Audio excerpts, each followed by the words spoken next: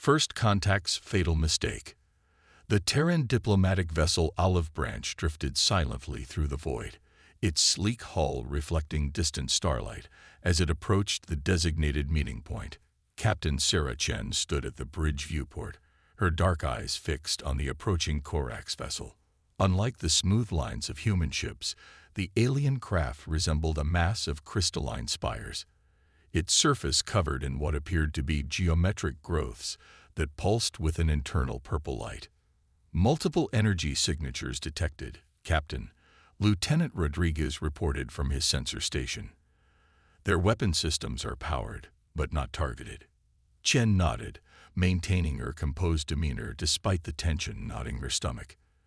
This was humanity's first official diplomatic contact with the Corax, following months of long-range communications and careful negotiation. The crystalline beings had appeared at the edge of Sol system 3 months ago, their massive ships causing initial panic until they transmitted their peaceful intentions. "Keep our shields powered down as agreed," Chen ordered. "We're here to build trust, not start a war." The words had barely left her mouth when the Corax ship's energy signature suddenly spiked. Before anyone could react, a brilliant purple beam lanced out from one of the crystalline spires, striking the Olive Branch's unshielded hull. The impact sent the ship spinning, and klaxons blared throughout the vessel. "Direct hit to our primary reactor." Engineering's voice crackled over the comm. "We're losing power." Chen's training kicked in instantly. Emergency protocols. "Get those shields up and—" A second beam struck, this time tearing through the weakened hull. The bridge erupted in chaos as systems failed and emergency force field generators struggled to maintain atmospheric containment. Through the viewport, Chen watched in horror as more Corax ships emerged from behind Mars' orbital path, their crystalline forms gleaming like deadly jewels in the sunlight. "They were waiting for us," Chen realized, her voice barely a whisper. This wasn't first contact, it was an ambush. The ship's AI, spoke through the remaining functional speakers. "Captain, I'm detecting similar attacks across the solar system. Multiple Corax vessels have emerged near our colonies on Mars and Europa. They're targeting civilian installations." Chen's hands clenched into fists as she watched her crew fighting to save their dying ship. The Corax had played them perfectly, used humanity's desire for peaceful contact against them. But they'd made one critical mistake. Initiate Protocol Omega. Broadcast on all frequencies. Chen's voice was steel now, all diplomatic pretense gone. "This is Captain Sarah Chen of the TDS Olive Branch. The Corax have committed an act of war against humanity. They came expecting to find an easy conquest. Instead, they've just awakened a sleeping giant." As the Olive Branch's systems failed around them, Chen activated her neural implant's emergency beacon. Throughout the solar system, humanity's military forces were already mobilizing. Hidden weapon platforms, disguised as communications satellites, were powering up. Orbital defense grids, carefully concealed beneath the ice of Europa and the storms of Jupiter, came online. The Corax had studied humanity's visible military capabilities and deemed them insufficient. They hadn't understood that humans had learned long ago to keep their true strength hidden. They hadn't realized that every peace offering, every diplomatic gesture, had been backed by contingency plans for war. "All hands, abandon ship," Chen ordered, even as she transmitted the contents of the ship's sensor logs to Earth Command. "But remember this moment. Remember that they chose this path. And remember that humanity doesn't start wars. We finish them." The escape pods launched into space just as the Olive Branch finally succumbed to its wounds. Chen watched from her pod's viewport as her ship broke apart, its fragments scattered across the void. In the distance, the Corax fleet was moving toward Earth, their crystalline ships forming up into attack formations. They thought they were watching humanity's defeat. Instead, they were about to witness its awakening. Within hours, the news of the Corax betrayal spread across Earth and its colonies. In underground bunkers and hidden facilities, weapons that had been developed in secret for centuries were brought online. The planet's atmosphere shimmed as massive defense shields, disguised as normal weather patterns, activated for the first time. In his office at Earth Defense Command, Admiral Viktor Petrov received the final confirmation he had hoped would never come. The Koraks weren't interested in peace. They were here for conquest. His weathered hands moved across his desk's holographic interface, inputting the authorization codes that would activate humanity's real military forces. "They want a war," he muttered, watching as green activation lights spread across the tactical display. "Then let's show them what humanity does when backed into a corner." Across the solar system, humanity's response began. Seemingly civilian spacecraft revealed hidden weapon systems. Mining operations transformed into military installations. The facade of a relatively peaceful, technologically moderate species fell away, revealing the battle-ready civilization that lurked beneath. The Koraks had made their choice. They had looked at humanity's extended hand of peace and chosen violence instead. Now they would learn why every other spacefaring race that had discovered Earth had chosen to leave it alone. As the first waves of Earth's true defense forces moved into position, Admiral Petrov sent one final transmission to the approaching Koraks fleet. "You want war? We'll give you war. Welcome to humanity's defining moment." The message was met with silence. The Koraks, confident in their superior numbers and technology, didn't bother to respond. Their crystal ships continued their advance, weapon systems charging for what they thought would be a swift conquest. They had no way of knowing that their first strike hadn't hit a defenseless diplomatic vessel. It had shattered humanity's last restraint. As Earth's hidden fleets emerged from their camouflaged positions, as defense platforms powered up across the solar system, as humanity's full military might revealed itself, one thing became crystal clear. The Koraks hadn't started a war. They had started their own extinction. The hidden arsenal, deep beneath the Mariana Trench, in a facility unknown to 99.9% of Earth's population, Dr. Elena Santos watched as her life's work came alive.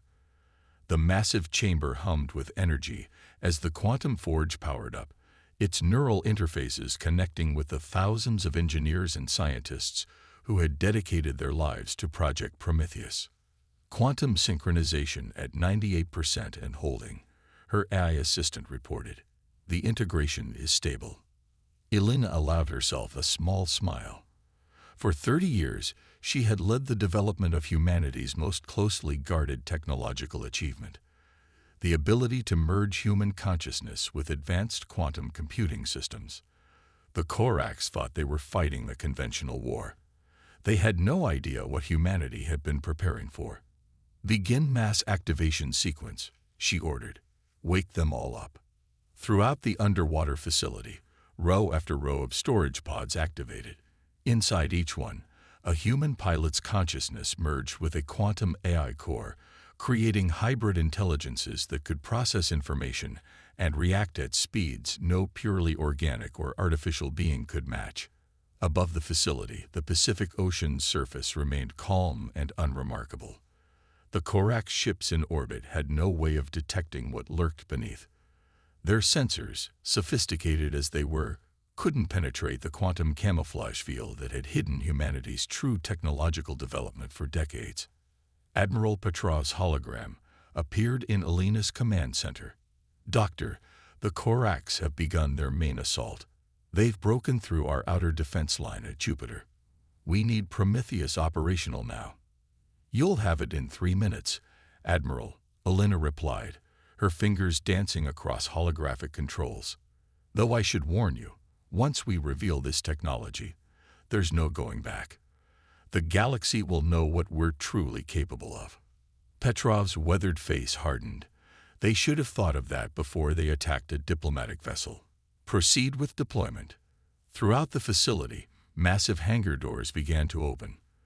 The water inside was instantly displaced by quantum fields as humanity's secret weapon emerged. They didn't look like conventional spacecraft. Their hulls seemed to shift and flow like liquid metal, their forms barely contained by the physics of normal space. Inside each vessel, a hybrid pilot awakened. Human creativity and determination merged with computational power that could predict quantum probability states. They were the perfect synthesis of organic and artificial intelligence, and they had been training in simulated combat for years, preparing for this moment. All Prometheus units, this is Control, Elena broadcast. You know what's at stake. Show them what humanity can do. The vessels rose through the ocean, their quantum drives leaving no wake, their presence hidden until the moment they broke the surface. In orbit, the Corax fleet detected nothing until it was too late. The first indication they had of humanity's hidden arsenal came when 3 of their crystalline dreadnoughts simply ceased to exist. The Prometheus vessels had phased through their shields, their quantum weapons reducing the enemy ships to their component atoms. Multiple enemy formations detected, reported Commander Sarah Chen, now merged with her vessel's quantum core. Her consciousness expanded across space-time, processing combat data faster than any normal human could comprehend. They're attempting to adapt their shields. Let them try, Elena transmitted. Execute attack pattern Delta. The Prometheus fleet moved like a school of fish, their forms fluid and unpredictable. Traditional targeting systems couldn't lock onto vessels that existed in multiple quantum states simultaneously. The Corax, for all their technological advancement, found themselves fighting an enemy that seemed to defy the laws of physics. In orbit around Mars, a Corax battle group discovered another of humanity's hidden weapons. What they had dismissed as a simple mining operation transformed into a massive railgun array, its quantum-accelerated projectiles tearing through their crystalline hulls like paper. We're detecting panic in their command structure, intelligence reported. They're trying to understand how we hid this level of technology from them. Elena watched the tactical display as humanity's hidden arsenal revealed itself across the solar system. Asteroid bases that had appeared to be simple research stations deployed antimatter weapons. Civilian ships transformed into stealth fighters. Every piece of human technology the Corax had studied and dismissed as primitive had been a carefully crafted deception. They're beginning a general retreat from the inner system, Admiral Petrov announced. Their fleet is regrouping near Saturn. But Elena knew this was just the beginning. The Corax wouldn't retreat for long. Their pride wouldn't allow it.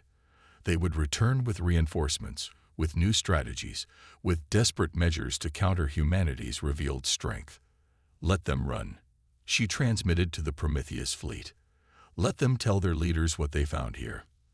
Let them spread the word that humanity is not what we appeared to be. In her command center, Elena pulled up the quantum probability projections for the coming weeks. The war would escalate. That was inevitable now. But humanity had more hidden arsenals, more secret weapons, more technological surprises waiting to be unveiled. The Corax had forced humanity to reveal one layer of its defenses. They had no idea how many layers remained, or what other secrets lurked in humanity's shadows. As Elena watched her quantum ships pursue the retreating alien fleet, she couldn't help but feel a mix of pride and sadness. Pride in humanity's achievements, in their ability to prepare for the worst while hoping for the best. Sadness that they had been forced to reveal these achievements in war rather than peace. All units, maintain combat readiness, she ordered. This is only the beginning. The Prometheus fleet acknowledged, their hybrid pilots already calculating probable enemy counterattacks. Above Earth, the quantum camouflage fields flickered and reformed, hiding the next layer of humanity's defensive technology. The Corax would return, and when they did, they would learn that humanity's hidden arsenal was far from depleted. They would learn why humanity had worked so hard to appear peaceful and technologically moderate. They would learn that sometimes the most dangerous predator is the one that chooses to hide its claws. Turning the tide. Commander Michael Ghost Reeves watched through his quantum-enhanced consciousness as the Corax reinforcement fleet emerged from hyperspace near Saturn's rings. The alien armada was massive, easily 3 times the size of their first assault force. But size wasn't everything, and humanity had learned a lot about their enemy in the past 2 weeks. All Shadow Wing units, Maintain quantum camouflage, he transmitted to his stealth squadron. Let them think they're alone out here. The Corax fleet moved with mechanical precision, their crystalline ships arranging themselves into complex geometric formations. Their first defeat had taught them caution, but not wisdom. They still didn't understand what they were truly fighting against. Ghost, this is Control. Dr. Santo's voice echoed in his quantum-enhanced mind. The psychic warfare package is ready for deployment. Remember, you'll only get one shot at this before they adapt. Michael smiled. During the initial battles, they'd discovered something fascinating about the Corax. Their crystalline technology wasn't just for show. Their entire species had evolved from silicon-based life forms, and their ships were as much a part of them as flesh was to humans. This made them incredibly efficient and incredibly vulnerable to the right kind of attack. Shadowwing, initiate sonic quantum resonance, he ordered. Target their command frequencies. The human vessels, hidden in the quantum foam of spacetime, began broadcasting on frequencies that humans couldn't even perceive. But to the crystalline Corax, it was like 1,000 screaming voices inside their very being. Their perfect formations began to waver as the sound that wasn't sound reverberated through their silicon consciousness. They're breaking formation, Lieutenant Sarah Wong reported. Her consciousness merged with her ship's quantum systems, detecting widespread confusion in their command structure. Michael watched as the massive Corax fleet began to splinter. Their crystalline ships, so beautiful in their geometric precision, started moving erratically. The sonic quantum resonance wasn't just noise to them. It was affecting their ability to think, to coordinate, to function as a unified force. Now comes the real fun, Michael transmitted. All units, execute Operation Shattered Mirror. The quantum stealth fighters revealed themselves, but not as warships. Instead, each human vessel projected a quantum hologram of a Corax ship, perfectly mimicking their crystalline structure and energy signatures. In their confused state, the real Corax couldn't tell which ships were genuine and which were reflections. Chaos erupted across the battlefield. Corax ships, their commanders unable to distinguish friend from foe, began firing at their own forces. The sonic resonance prevented them from coordinating effectively, while the quantum holograms turned their own tactical doctrine against them. Control, this is Ghost, Michael reported, watching the enemy fleet tear itself apart. The psychological warfare package is exceeding all expectations. Request permission to proceed with Phase 2. Granted, Elena's voice came back. Show them why humans are the masters of asymmetric warfare. The Shadow Wing fighters began their real attack, using the chaos as cover. Their quantum weapons struck with surgical precision, targeting command ships and communication nodes. Each strike was calculated to cause maximum psychological impact, rather than just physical damage. The Corax, a species that relied on perfect order and crystalline precision, found themselves fighting an enemy that turned chaos itself into a weapon. Their mighty fleet, which had approached with such confidence, was now a scattered mess of frightened, isolated ships. They're beginning a full retreat, Sarah reported, but their formation is completely broken. They're running blind. Michael accessed the quantum probability streams, calculating the perfect moment to spring the final trap. As the Corax fleet fled in disarray, they ran straight into the kill zone they'd never seen coming. Hidden throughout Saturn's rings, quantum-enhanced railguns activated. Each piece of ice and rock in the rings had been precisely positioned over the past week, turning the entire ring system into one massive weapon. The fleeing Corax ships found themselves flying through a pre-calculated killing field. Ring defense grid is operational, Control reported. Casualty rate among enemy forces exceeding 60% and climbing. Michael watched as humanity's trap closed on the alien fleet. The Corax had come expecting to face a conventional military force, one they could overwhelm with superior numbers and technology. Instead, they'd found themselves fighting an enemy that turned their own psychology against them, that used their strengths as weaknesses, that fought with methods they couldn't even comprehend. All units, maintain pursuit at quantum distance, he ordered. Don't let them regroup or recover. Keep the pressure on their psyche. The surviving Korax ships flowed into hyperspace, but their retreat was ragged, uncoordinated. The sonic resonance had shattered their usual precision, leaving them scattered across multiple vectors. Many would emerge from hyperspace far from their intended destinations, isolated and vulnerable. Control, battle assessment complete, Michael transmitted. Enemy forces have been reduced by approximately 75%. More importantly, we've shattered their confidence. They no longer trust their own senses, their own technology, or even their own nature. Elena's voice came back, satisfied but cautious. Well done, Shadow Wing. But remember, wounded animals are often the most dangerous. They'll be back. And next time, they'll be desperate. Michael acknowledged the warning as he led his squadron back toward their hidden base in Saturn's atmosphere. The tide of war had turned, but the Korax were far from defeated. They would return with new tactics, new defenses, new desperations. But humanity would be ready, because while the Korax had been running away, quantum sensors had been analyzing their every move, their every reaction, their every weakness. The next time they came, humanity would have new surprises waiting. The war wasn't over, but today the galaxy had learned an important lesson. Never mistake humanity's peaceful overtures for weakness. Never assume that what you can see is all that exists. And never, ever back humans into a corner unless you're prepared to face every nightmare they've prepared for exactly that moment. The enemy within. The quantum-enhanced sensors in Dr. Marcus Wong's laboratory screamed a warning seconds before the first explosion rocked the underground facility. Through the reinforced windows, he watched in horror as crystalline growths burst from the walls, their purple light pulsing with alien malevolence. Security breach in sectors 7 through 12, the facility's AI announced. Warning, Korax infiltration units detected. Marcus swore as he initiated emergency protocols. The Korax had found a new way to fight. Their crystalline nature allowed them to compress themselves into microscopic fragments, hiding within ordinary materials. They had somehow smuggled these fragments into Earth's most secure research facility, and now they were reforming, ready to strike at humanity's technological heart. This is Dr. Wong. He broadcast on the Quantum Encrypted channel.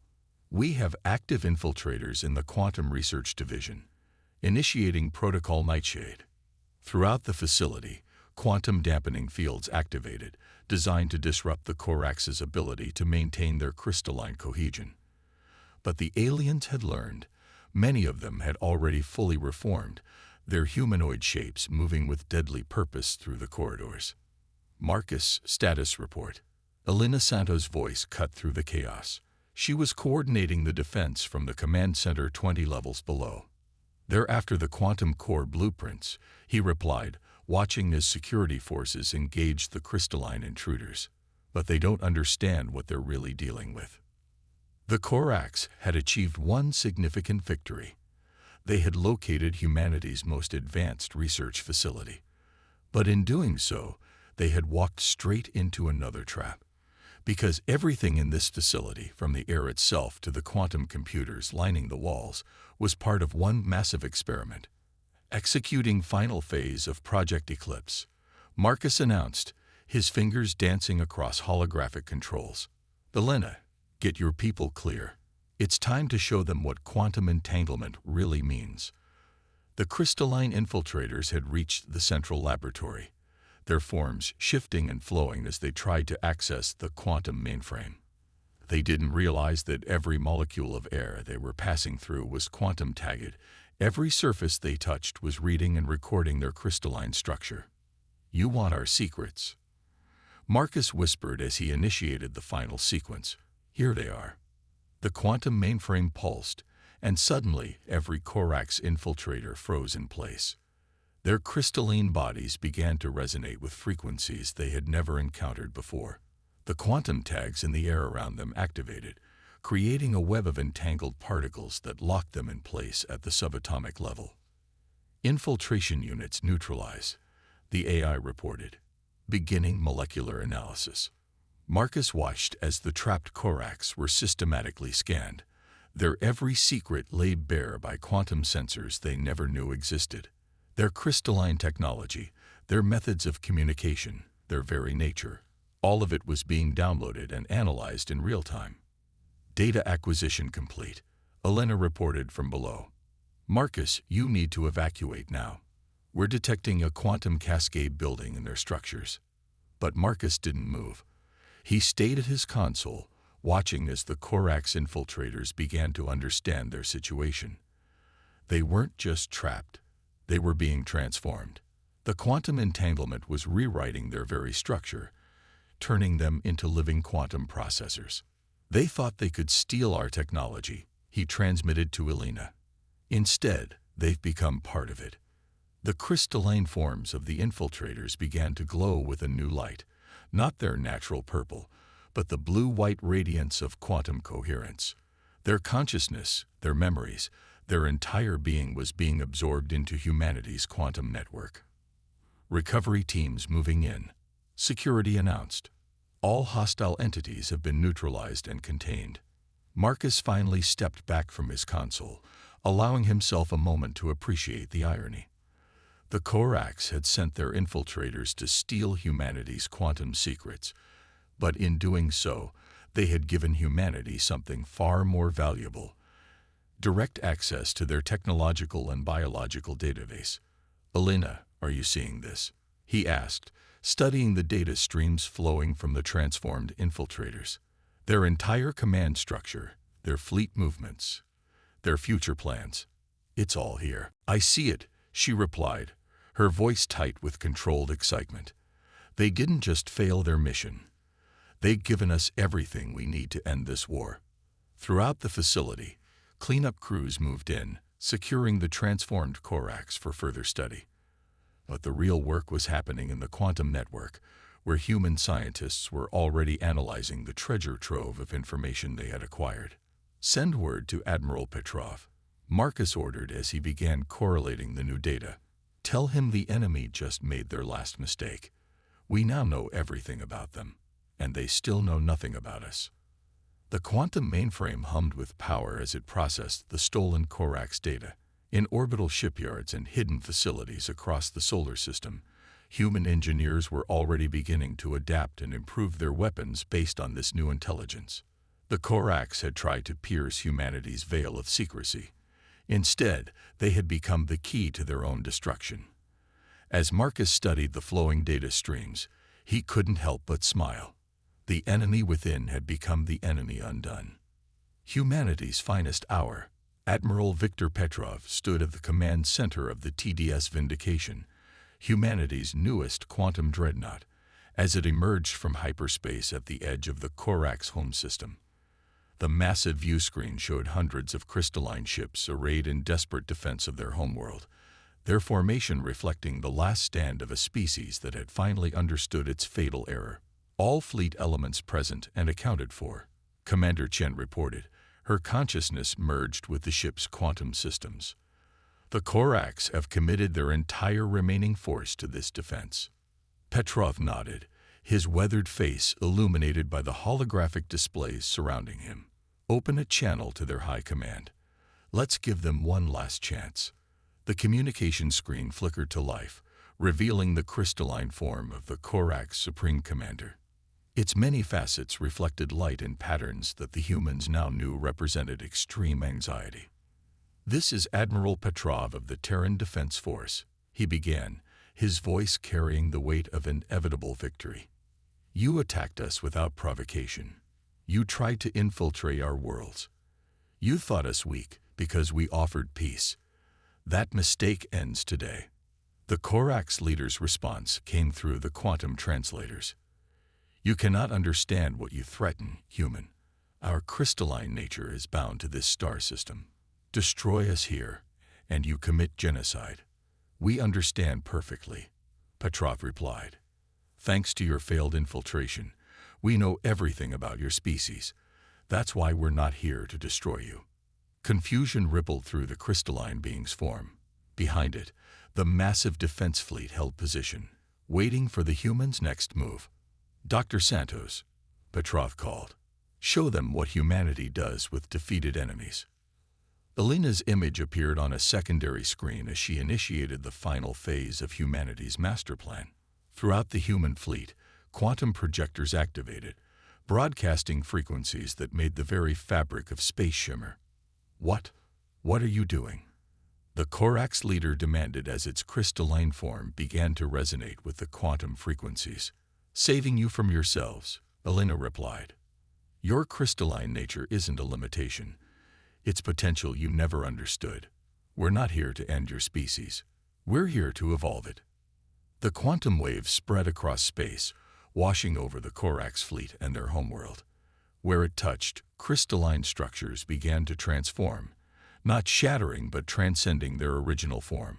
The purple light of their technology shifted to a brilliant blue-white as quantum coherence took hold. "You see," Petrov explained as the transformation continued, "humans don't just win wars. We learn from them.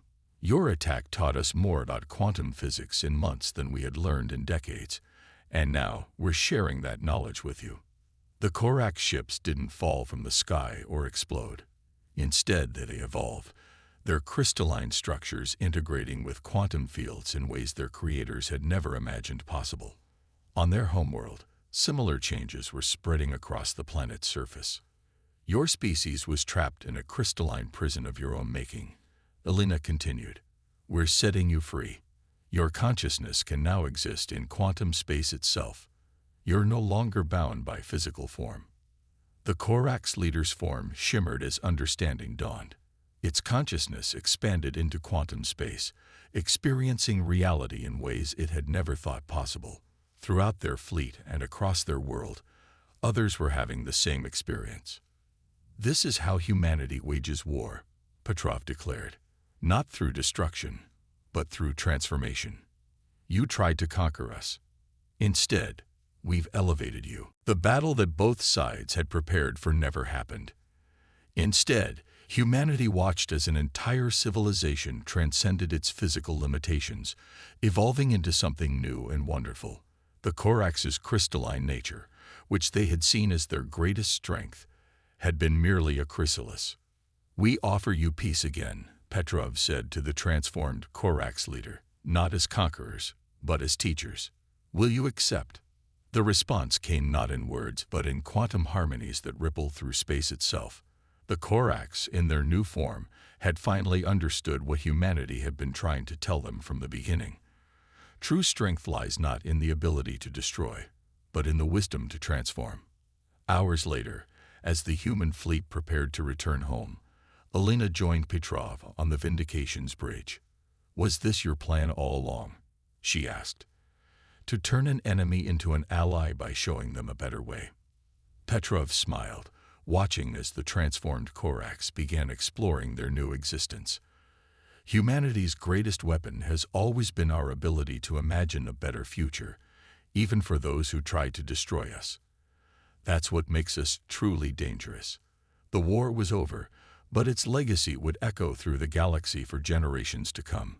The story would be told not of humanity's military might, but of their capacity for innovation, their ability to turn defeat into victory, and most importantly, their choice to end a war not through destruction, but through transcendence.